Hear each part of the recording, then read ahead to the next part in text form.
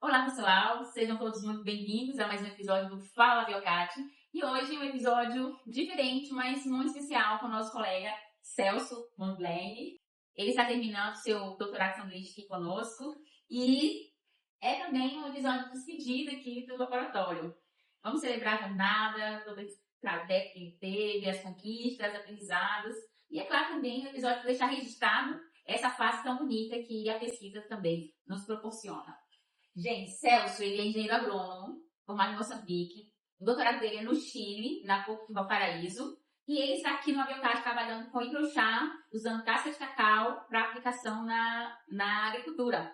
Mas conte você também um pouquinho da sua jornada, como foi chegar até aqui, né? A sua formação, como foi. O pessoal também quer te conhecer. Muito obrigado. Boa tarde. Meu nome é Celso Mondlane, formado em Engenharia Agronômica pela Universidade Eduardo Mondlane, em Moçambique. Depois disso, apliquei para o Chile, onde eu fiz o meu mestrado em Produção, Manejo e Conservação de Recursos Naturais e, atualmente, me encontro frequentando o último semestre de doutorado em Ciências Agroalimentares.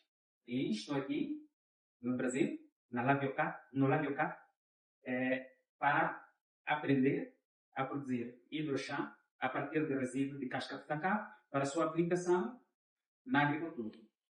A gente vê assim, a história do Celso, né? Ele vem em Moçambique e aí vai fazer doutorado no Chile. Parece que a pesquisa ela tem esse caminho mesmo, assim, altos, baixos, idas e vindas. E Celso está rodando tudo, né? Está aqui no Brasil hoje, mas quem sabe qual será o próximo destino do nosso colega. Vamos falar, Celso, dessa fase mais recente, né? Como foi que surgiu a oportunidade de você já estava lá, fora do seu país, né, no Chile. E aí você sai do Chile, está no Brasil, como foi essa janela que se abriu, essa porta que se abriu para vocês? Como é que essa oportunidade surge? O meu professor, o Cassamo Mussagi, esteve alguns meses antes cá no Brasil, no Labiocat, onde interagiu e gostou das condições de apetrechamento do laboratório. E sucede que no mesmo ano, a CAPES lança um concurso de doutorado de sanduíche e ele me motiva a concorrer. Apliquei e fui aceito. Foi aceito, vim trabalhar aqui. É nesse cenário, mais ou menos, que surge essa oportunidade. Que bacana, Celso. E como foi a adaptação, assim, do laboratório lá, do laboratório aqui? Foi difícil para você? O que você tem aprendido assim novo?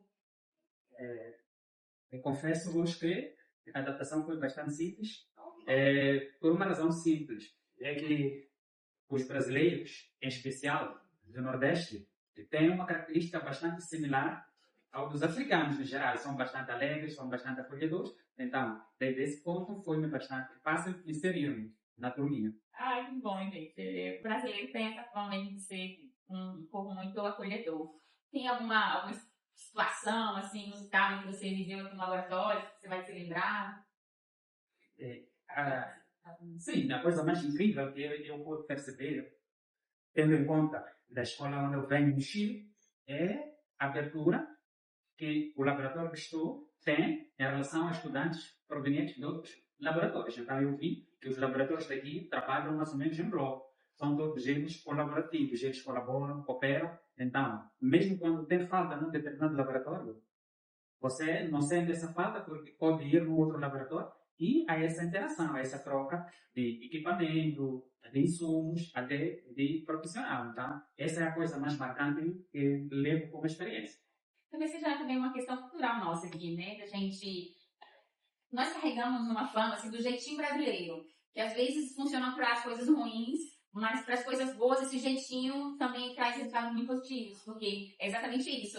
A gente está faltando algum insumo, ou tem uma análise para fazer em outro, que nosso laboratório não comporta, a gente logo ali procura um parceiro, um amigo, alguém que já está em outro laboratório para tentar fazer essa troca. Eu acho que isso é um reflexo também do nosso jeitinho, que algumas culturas talvez não percebam, né, não consigam fazer essa transição, mas que a gente faz muito bem mesmo.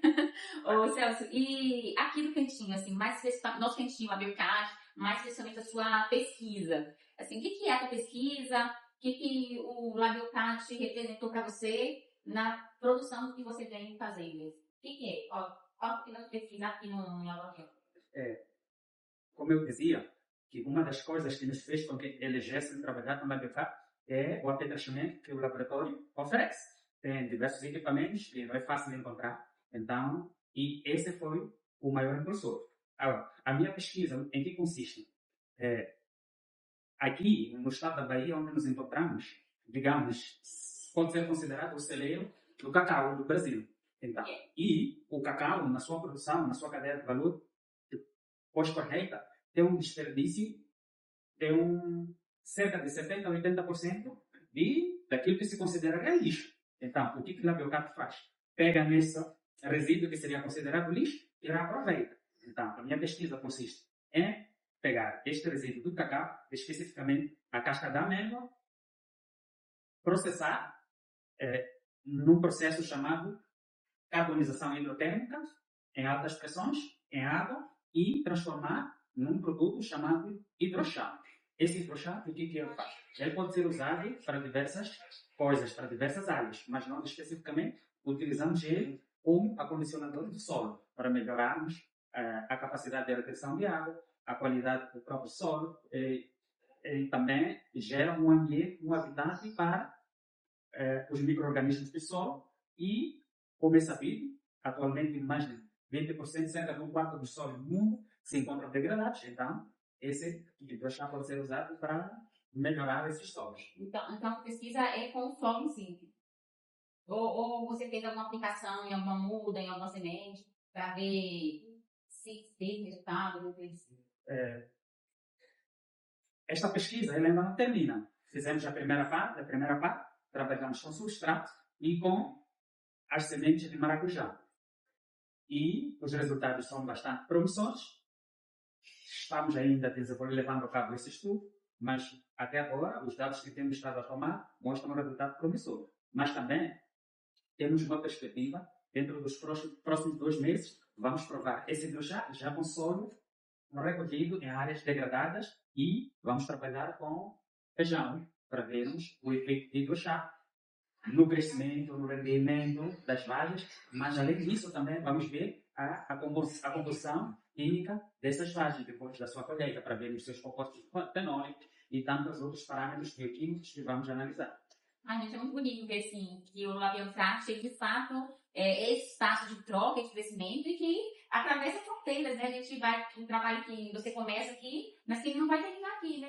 Você já leva para o Chile e ainda vai ter uma atividade lá. E fica também, assim, né, esse espaço de, quem sabe, não retorna para cá para uma segunda parte, uma terceira parte desse trabalho. E a gente fica se sentindo já no coraçãozinho ali, aquela fala, aquela saudade que você vai fazer aqui conosco. Eu queria que você falasse um pouquinho sobre a ciência, sobre, por exemplo, para quem está começando a pesquisar e pensando na sua trajetória, de tudo que você já andou até aqui e quem gostaria de viver talvez uma experiência semelhante, qual conselho você daria? Vamos deixar essa mensagem aí para os nossos amigos que nos ouvem. O que eu posso ver é que quando nós entramos na graduação, entramos bastante preocupados em aprovar a disciplina. Mas mais que aprovar a disciplina, nós temos que aprender para saber. E o segredo é sempre apoiar nas melhores equipes de trabalho. Apoiar-se naqueles que sabem mais que você. E bastante leitura e sonho.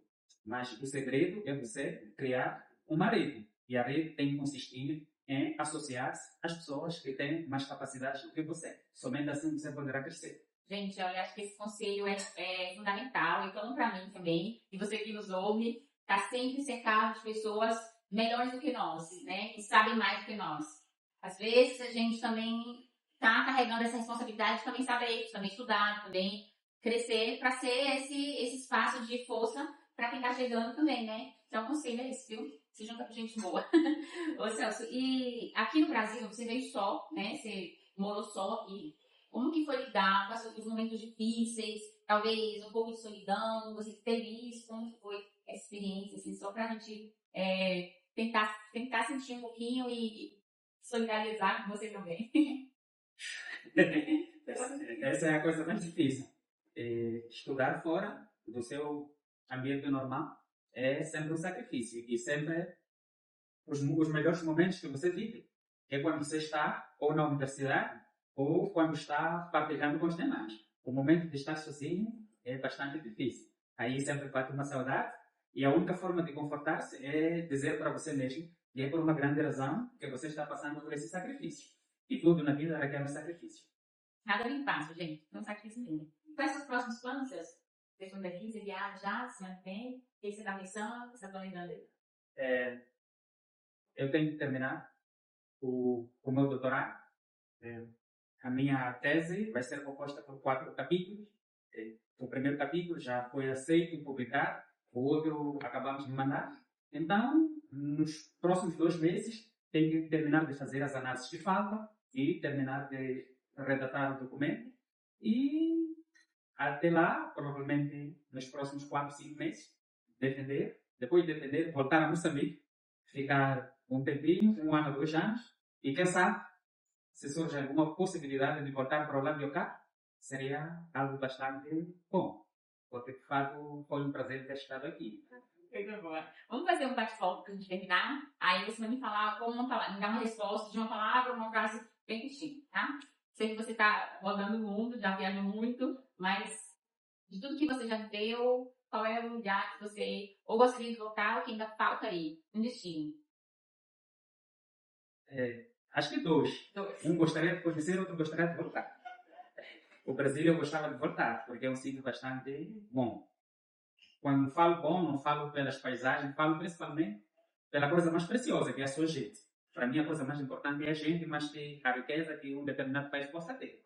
E o local que eu gostaria de conhecer é a Alemanha. Gostaria muito de ir lá, numa instância também de intercâmbio profissional, para aprender, já que eles têm um bom avanço tecnológico. É o país que eu gostaria de conhecer. Eu fui na Alemanha, porque também fiquei encantada com o país. E também gostaria de voltar lá, adorei. Celso, uma palavra que define a sua pesquisa. Palavra que define a minha pesquisa. Resiliência. Essa é a palavra que eu escolheria para definir a pesquisa. Um cientista que você pensa com base, com referência. Tem algum? Sim. Tenho. O senegalês Anta Diop é um cientista que eu admiro bastante, que revolucionou a área das humanidades ao derrubar a teoria racial gerada ao longo dos tempos, em que ele demonstra que o berço da humanidade realmente foi a África e todo mundo vem de África. Então, é um cientista que realmente o admiro. Uma coisa que agora voltando aqui para a cidade do laboratório, uma coisa que você gosta de fazer aqui no laboratório, ou no laboratório de modo geral, que você vai fazer com família. O que eu gosto de fazer, na verdade, a coisa que mais desfruto é escrever os resultados obtidos, mas para ter esses resultados é preciso passar pela experiência.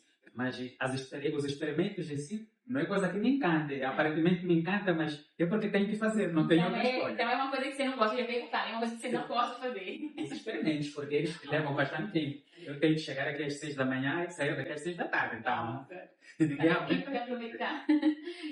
Se você não fosse pesquisador, o que você seria? Se não fosse pesquisador, eu acho que seria político. Acho que seria político. E de fato sou político, mas não estou na ativa porque sou um político sonhador, um antissistema. Então, dificilmente me enquadro dentro dos padrões das organizações partidárias, porque é preciso seguir uma disciplina. E muitas das vezes as disciplinas não é para favorecer a sociedade, é para um autofavorecimento. Então, aí a coisa que eu farei. Então, a última coisa que eu quero ouvir de você é qual sonho, né? O sonho que você ainda tem aí para realizar na sua vida. Você ainda tem, talvez eu topo ou não. O sonho que eu tenho é uma utopia, mas são as utopias que movem o mundo. O que eu sonho é um mundo, digamos, onde todo mundo possa ter as 3 refeições diárias e não tenha que lutar para garantir isso. Esse é o maior sonho que eu gostaria que se concretizasse eu ainda em vida. Oi, gente, são palavras assim, muito valiosas que enchem nosso coração de esperança também. Que Celso, né, apesar de estar aqui conosco nesse doutorado, ele sonha para além, né? A vida dele não acontece só no laboratório, ele tem, como falou, uma jornada política, uma jornada pública, e o sonho dele vai para além dos dados que os laboratórios possam gerar. Então, a gente fica feliz e ver que ter aprendido com quem criou um caminho tão bonito, tão grande, tão longo quanto você. Então, assim, foi uma alegria estar conversando com você. Obrigada, assim, por dividir com a gente um pouquinho da sua história, da sua jornada aqui no Abiocast. E a gente deseja que você tenha muito sucesso em tudo que você se colocar para fazer e que essa parceria que começou, né, nesse doutorado sanduíche, ele continue mesmo à distância. A gente fica muito feliz desse período com você. Se quiser deixar uma palavra, uma mensagem, fique à vontade. Acima de tudo, agradecer ao professor Marcelo Franco, a equipe toda de Labiocat. É uma equipe fantástica, acolhedora, que sempre se predispõe a ajudar quando você pede e quando necessita de ajuda, e dizer muita força para vocês. Continuem essa equipe coesa, porque, embora cada um faça o seu trabalho individual, o resultado final é de uma equipe. Então, se fracassa você, fracassa a equipe toda. Então, é preciso que se apoiem, continue sendo assim, e que sempre estejam com portas abertas para receber outras pessoas vindo de diferentes partes do mundo, porque vocês deixam uma marca na vida das pessoas. E não há maior coisa no mundo que você deixar uma semente, uma marca na vida de terceiros. Obrigado. Obrigada, Celso. E para quem continua com a gente até aqui, siga a gente nas redes sociais. A gente está no YouTube, no Instagram, no Facebook, no TikTok. A gente tem o site também. Então não deixe de seguir, porque lá você vai ficar por dentro das próximas histórias inspiradoras que a gente traz por aqui. Então, até o próximo, pessoal. E deixa aí um carinho especial para o nosso colega Celso. Tchau. Tchau.